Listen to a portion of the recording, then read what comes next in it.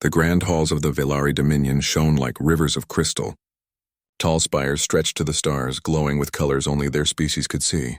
Every corner of the palace was a place of power, where whispers of alliances and betrayals echoed louder than the music of celebration. And in the center of it all stood Princess Soraya. She wore the silver robes of her house, her crown resting lightly on her brow. Her sisters stood near her, their beauty praised by every noble in the room. They laughed softly as suitors bowed before them, offering gifts, promises, and vows of loyalty. But none came to Soraya. She stood like a shadow among stars. Her sisters were chosen one after another, selected for marriages that would strengthen the Dominion's reach. Noble families from across the galaxy offered sons for them, eager to tie their fates to power and beauty. Soraya, though of royal blood, remained untouched by these requests. She was intelligent, well-educated, skilled in diplomacy, and known for her calm voice during council debates. Yet her people did not value such things in a woman. To them, beauty was currency, and Soraya did not shine the way her sisters did, so they called her, in whispers, the unchosen princess. Soraya heard the whispers, even when they thought she did not. Each word was a blade. Each passing season without a suitor was another reminder that she was seen as less. That night, a grand banquet filled the palace. The emperor, her father, was in high spirits, celebrating another treaty sealed through marriage. Soraya's youngest sister had just been promised to a warrior lord from the northern systems. The court roared with approval. Soraya stood at the edge of the feast, her hands folded, her gaze lowered. She told herself she did not mind. She told herself that duty was more important than love. But deep in her chest, a quiet ache pulsed, a longing she could not silence. She wanted someone to look at her and see more than a political tool. She wanted someone to see her, but such wishes had no place in the Villari Dominion. The galaxy outside was changing. Whispers drifted through the court about a new species entering the stars. Humans. Some called them fragile, short-lived creatures who could never compare to the great empires. Others mocked them for being newcomers, barely stepping beyond their home system. Yet there were also rumors of their courage in battle, their stubborn will to survive, their strange loyalty to one another. Soraya listened when the council laughed at humanity. She watched as nobles dismissed the idea that these new beings could ever stand equal to the Dominion. She stayed quiet, as always, but deep inside her mind, curiosity stirred. What kind of people were these humans, who dared step into a galaxy ruled by ancient empires? Days turned into weeks and the court remained unchanged. Soraya continued her duties, attending ceremonies, offering counsel her father rarely used and smiling politely when others ignored her. But she began to notice the small cracks in her life. One evening, she walked through the gardens, her favorite place in the palace. The crystal flowers glowed softly, their light painting the air. She loved the silence there, away from the endless comparisons to her sisters. Her maidservant, an older woman named Rilara, approached with a cautious look. "Princess," she said gently, "you should not wander alone at night." Soraya smiled faintly. "Do you fear the shadows will whisper what the courtiers already do?" Rilara hesitated. She had served Soraya since childhood, and though servants rarely spoke their true thoughts, Soraya could see pity in her eyes. "You are more than they say," Rilara whispered. Soraya turned away, her throat tight. She wanted to believe that. She wanted to believe she was not just the forgotten daughter, passed over like a dull stone, but the ache inside her heart told her otherwise. One day, the emperor summoned the royal daughters to the council chamber. The great crystalline table stretched before them, glowing with maps of stars. "Listen well," he said, his voice deep and commanding. "A delegation comes from the New World, Earth they call it, humans. They wish for an audience. They seek alliance." The chamber buzzed with amusement. Some laughed outright. Others sneered. "Alliance with them?" One noble scoffed. "They are children among stars. What could they offer us?" "Perhaps entertainment," another chuckled. Soraya said nothing, but her chest stirred again with curiosity. She had heard whispers of humans before, but now they were coming here, into the heart of the Dominion. She wondered what kind of people they would prove to be. Her father waved a hand. "We will grant them audience. If nothing else, it will show the galaxy our generosity." Soraya's sisters exchanged smirks, already planning how they might use the humans for amusement. Soraya lowered her gaze. A quiet thought bloomed inside her. Maybe they will be different. Maybe they will see me. The palace prepared for the human arrival. Crystalline banners hung from the towers. Courtiers polished their words, eager to mock or dismiss. The entire dominion seemed to treat the event as a spectacle, not diplomacy. On the day of their arrival, Soraya stood at the back of the grand hall. She had no important role. Her sisters were placed in front, close to the throne. Soraya was left behind, as always, a quiet figure in silver robes. The great doors opened, and for the first time, Soraya saw a human. They entered with calm steps, not bowing too deeply, not trembling before the crystal throne. At their front was Commander James Rylan. His uniform was simple compared to the jeweled garments of the Dominion, yet he carried himself with quiet confidence. His gaze swept the hall, not with arrogance, but with steadiness. Soraya expected him to look past her, the way all others did, but as his eyes moved across the chamber for a brief moment, they rested on her. It was only a second, yet in that second, Soraya felt something she had never felt before. He saw her, not as the unchosen, not as a shadow behind brighter stars. His gaze was simple, direct, and unafraid. Her heart gave a soft, unfamiliar thrum. That night, the banquet began. Nobles surrounded the humans, laughing at their questions, mocking their customs.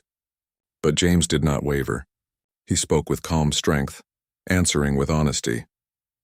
When others dismissed Soraya's quiet suggestion during a discussion about trade routes, James turned his head toward her. "That is a wise point," he said. The hall went silent for a moment. No one had ever repeated her words with such weight. Her sisters gave her sharp looks. The nobles whispered, but Soraya felt warmth rise inside her. For the first time in her life, someone had listened. Someone had valued her voice. And it was not one of her own people. It was a human. That night, when she returned to her chambers, Soraya could not sleep. She sat by the window staring at the stars. The whispers of the court still rang in her ears, unchosen, unwanted, overlooked. But another voice lingered too, steady and calm. "That is a wise point." She touched the window glass, her heart beating faster than usual. For years she had lived in shadows, waiting for someone to choose her. Now, for the first time, she wondered if perhaps she did not need to wait. Perhaps she could choose. The Volari Dominion had never seen humans before. When the royal hall doors opened to welcome them, a hush fell over the assembly. Soraya's pulse quickened. She had watched from the shadows the last time, unseen and unnoticed, but now curiosity bloomed in her chest like a new star. The humans entered in their small transport, sleek and modest compared to the crystal towers of the Volari Palace. At the front walked Commander James Rylan, tall and steady, his uniform plain but clean. Around him were a few human delegates, each holding themselves with quiet pride. They did not bow too deeply, nor did they grovel for approval. They walked as equals, and the Volari court immediately sensed the audacity. The nobles whispered among themselves. "Such insolence," one huffed, flicking his silver robes. "They dare enter without proper respect." "Pathetic creatures," another said. "Do they not know their place?" Soraya, standing at the edge of the hall as usual, felt a strange spark. She had expected humans to be small, timid, easily intimidated. She had expected them to tremble before the grandeur of the Dominion. But James Rylan did not tremble. His gaze swept the room with calm assurance. And then, for a brief moment, his eyes met hers. Her heart skipped a beat. It was not the first time he had noticed her. Somehow, despite the chaos of the court, he had seen her, the unchosen princess. The Emperor's voice echoed across the hall. "Welcome, humans. You have come far. Speak your purpose and let the council judge your worth." James stepped forward. His voice was clear, steady, and confident. "We come in peace," he said. "We represent Earth. We seek knowledge, trade, and friendship. We wish to learn about your people, and we hope you might learn of ours." A murmur ran through the nobles. Many laughed, thinking his words naive. Others scoffed openly. To the Volari, peace was a language for the weak, and trust was a gamble only the foolish took. One particularly arrogant noble sneered. "Friendship? With humans? They are children playing with dangerous forces." James met the noble's glare without fear. Perhaps, he said simply. But even children can show courage. The court quieted, unsure how to respond. It was not the words that impressed Sariah. It was the way he said them. No arrogance, no submission. Just a quiet strength that seemed to shine even in the most glittering hall. Over the next days, the humans were subjected to the Valari trials. These were elaborate demonstrations meant to show intelligence, strength, and loyalty. For centuries, no outsider had passed without embarrassment. What? The Valari Council had never expected humans to last long in the trials. For centuries, every outsider who entered the Dominion had either failed in embarrassment or fled in fear. The Council had designed each test not merely to measure skill but to humiliate. Sariah watched from the balcony of the Grand Hall, her silver robes catching the soft light of the crystal chandeliers. She had never felt more alive. The humans had already surpassed expectations, and now they were about to face the Council's final and most complex trial, the trial of respect. This trial was different from the others. It was not about speed, strength, or memory. It tested patience, diplomacy, and understanding, qualities the Valari valued but often twisted into political games. The Council had arranged a series of challenges meant to confuse and trap outsiders. James Ryland stepped forward, his posture calm, his eyes steady. He did not bow deeply as the Valari expected. Instead, he inclined his head slightly, a simple gesture of acknowledgement. Many nobles whispered and snickered at this. To them, the human's demeanor was either arrogance or ignorance. Sariah felt a thrill. She had longed to see someone who moved through their world without fear of judgment, and here he was, unafraid, facing the entire council. The first challenge was a puzzle of alliances. The council presented a map of star systems with ongoing conflicts, hidden agendas, and old grudges. The humans were asked to propose a strategy that would resolve tension while respecting the Valari's political dominance. The room tensed as James studied the map. The Valari expected him to make a mistake, to falter under pressure. He looked at the alliances logically, considering the needs of each system. He spoke carefully, balancing diplomacy with practicality. It is not enough to choose sides blindly, he said. If you push one system down, you risk rebellion. If you show too much favor, others will challenge you. Balance is the path to stability. A murmur ran through the council. They had not expected a human to understand the subtle currents of Valari politics. Even Sariah, who had grown up with the Dominion's complexities, was impressed. The next challenge tested integrity. The council arranged a scenario in which an ally supposedly betrayed them.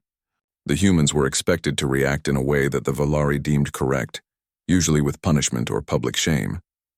James approached the task differently. Instead of rushing to judgment, he asked questions. He examined evidence, sought understanding, and treated the supposed betrayal with calm inquiry rather than anger. Sariah's heart leapt as she watched. No human had ever faced Valari cunning with such grace. Many nobles in the hall frowned, muttering about human naivety. But she could see the truth. He respected fairness, even in a world that rarely valued it. Between trials, Sariah found moments to speak with him. These were brief, stolen conversations in the corridors or gardens away from prying eyes. "Why do you not follow their rules?" she asked one evening as the crystalline flowers glowed softly around them. James looked at her, eyes thoughtful. "Rules without reason are chains," he said. "I cannot honor them if they harm people or are meaningless. Respect comes from understanding, not obedience." Sariah felt warmth rise in her chest. She had never heard anyone speak like that. Not among her people, not among her sisters. He valued thought, fairness, and courage, all in one small package of a human being. For the first time, Sariah felt a connection beyond titles and ceremonies. She wanted to know more, to understand him, and perhaps in some quiet corner of her heart, she wanted him to see her as more than the unchosen princess. The final part of the trial involved negotiation. Humans and Valari delegates were paired in simulated crises where decisions affected entire star systems. Most outsiders would panic, make errors, or bow to the council's expectations. James walked into the chamber with calm confidence. Sariah watched, her breath caught in her throat. He approached each Valari with respect but did not flinch under intimidation. He asked questions, listened carefully, and suggested compromises that were fair to all parties. When a Valari noble tried to trick him with a false choice, he paused, considered the truth, and responded with honesty. The council whispered among themselves, some in disbelief, some in quiet anger. James had succeeded where others had failed. Soraya could hardly believe her eyes. Here was a human standing against centuries of tradition, and he was proving himself worthy of respect, not through force but through intelligence, courage, and dignity. Later, as the hall emptied, Soraya found herself walking beside him. The crystal light reflected in his eyes, giving him an almost otherworldly glow. "You did not falter," she said quietly. "Not once," James shrugged, modest. "I did not falter because I do not fear what is true. I do not need approval to do what is right." Soraya smiled faintly. No one had ever said anything like that to her. She had spent her life seeking validation, hoping to be chosen, hoping to matter, and here was a human, quietly, without ceremony, showing her that value was something she could claim for herself. "Why do you care?" she asked softly. "Why notice someone like me?" James met her gaze. "Because you speak even when others do not listen. Because you are thoughtful. Because no one should be invisible in this world." Her chest tightened. For years she had lived in shadow, unnoticed, forgotten. And now, someone had seen her. Not as a political tool, not as a prize, but as a person. The next day, rumors swirled through the palace. Some nobles were outraged at the human's success. Others whispered that they had underestimated them. Soraya overheard some of the cruelest remarks. "It is impossible. A human cannot understand Valari ways. They will fail next." But Soraya knew the truth. Humans were different, yes, but that difference made them strong. Where the Valari relied on tradition and pride, humans relied on honesty, respect, and cleverness, and James in particular embodied all of it. Soraya began to notice small gestures, how he adjusted a delegate's armor carefully, how he paused to observe before acting, how he remembered details others thought irrelevant. Each time she watched him, she felt a quiet admiration growing inside her. It was dangerous to feel admiration for a human. Among the Valari, such a thought could bring ridicule or worse. But she could not stop herself, and she began to imagine something impossible. A world where she was not the unchosen princess. A world where someone saw her, valued her, and stood with her, not out of duty, but out of choice. That night she sat in the gardens, thinking about the trials and the humans. The crystal flowers glowed softly, reflecting in the water like stars fallen to the ground. Rilara approached quietly, sensing the princess's restless thoughts. "You seem different," she said softly. "I am learning," Soraya replied, her eyes distant. "Perhaps there is more to this galaxy than I thought. Perhaps there are people worth noticing, people worth standing beside." Rilara nodded but did not speak further. She knew better than to interrupt Soraya when her mind was full of discovery and hope. Soraya leaned back, gazing at the stars. For the first time, she felt that her life could change, not by who chose her, but by who she chose to notice. And in the quiet of the night, one thought lingered more than all others: the human commander. "He sees me." It was a small, simple thought, but it carried a promise that perhaps finally she would not be unchosen forever. The morning sun shone over the Valari palace, its crystalline towers glowing like molten light. The halls were alive with whispers, the kind that carried rumors of alliances, marriages, and power. Soraya walked through the corridors, her silver robes brushing lightly against the polished floor. Her thoughts were heavy. Despite the human success in the trials, she knew her place in the Dominion remained precarious. She was still the unchosen princess, the daughter who had failed to capture a suitor's interest.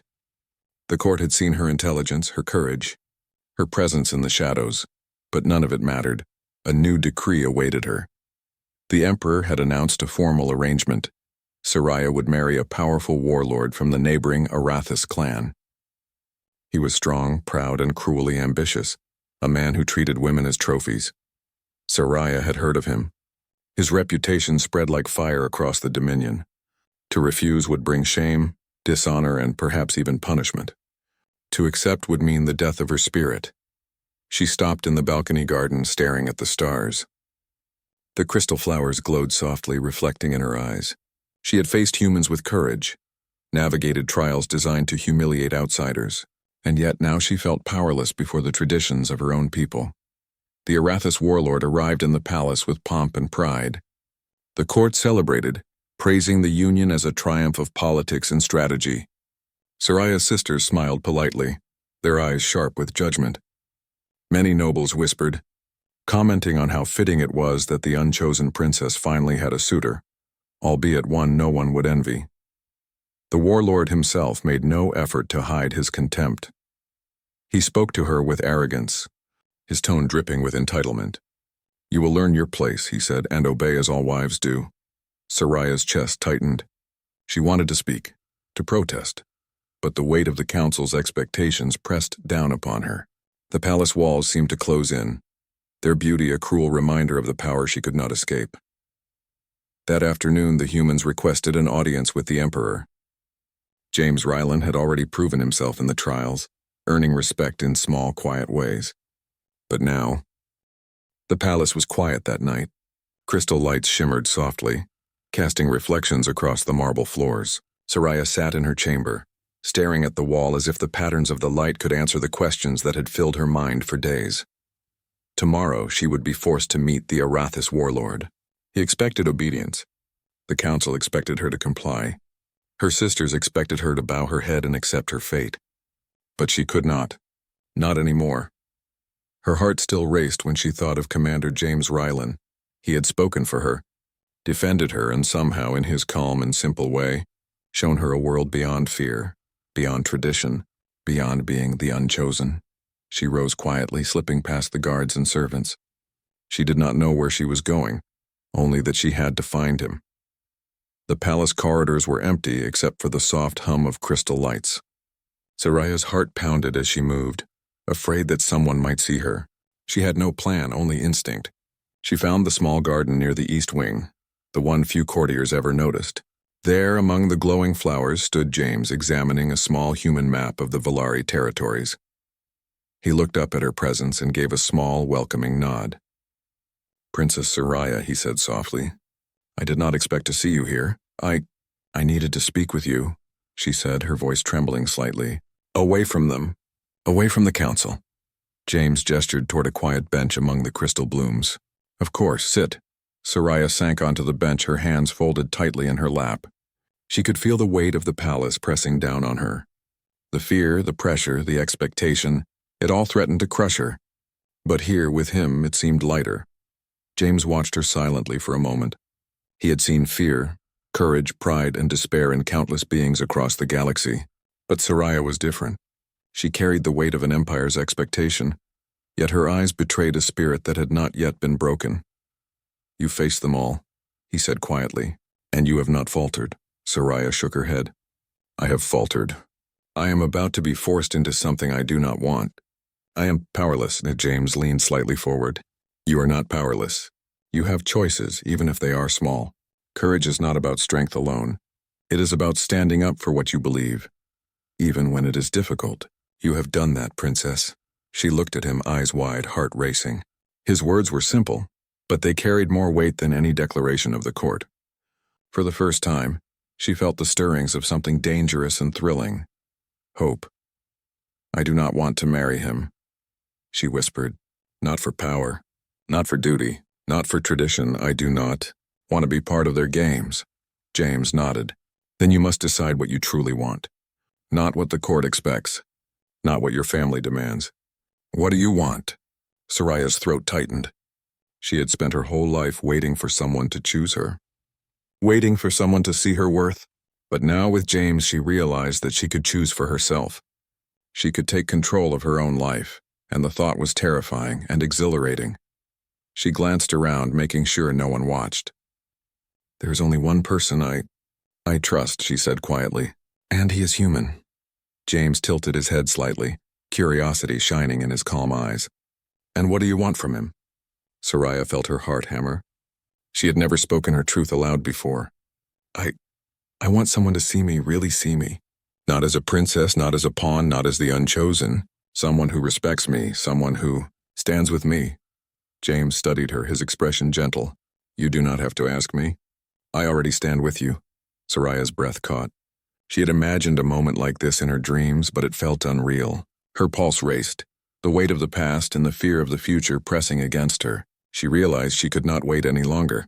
"James," she whispered, leaning closer, The crystal lights reflected in her eyes, making them seem like small stars. "Will you be my husband?" The words were barely audible, but they carried the weight of a lifetime of longing. She had spoken them not for tradition, not for the court, but for herself. For the first time, she had chosen her path. James's eyes widened slightly, then softened. He could see the sincerity in her gaze, the quiet desperation, and the courage it had taken to speak. "Soraya," he began softly, "are you sure? This is not just about you and me. It will change everything. The court, the empire, your family. I am sure," she said firmly. "I am done being unchosen. I want to choose, and I choose you." James took a deep breath, considering the risks. The Valari court would not accept this easily.